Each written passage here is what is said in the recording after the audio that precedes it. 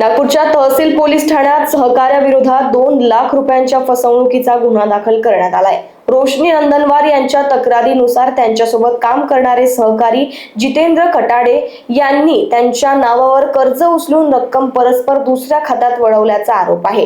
या प्रकरणात सुमारे 2 लाख रुपयांची फसवणूक झाल्याचे तक्रारीत नमूद झाले। तक्रारीच्या आधारे पोलिसांनी गुन्हा दाखल करून तपास सुरू केला आहे। तहसील पोलीस ठाण्याचे वरिष्ठ पोलीस निरीक्षक या प्रकरणी पुढील कारवाई करत आहेत।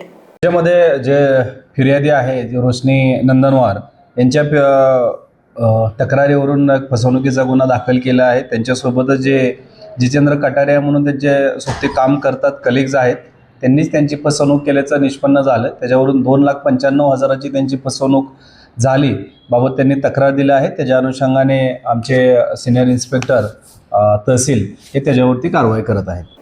लोकवाहिनी मीडियासाठी विशाल बंबडवार यांची रिपोर्ट, नागपूर।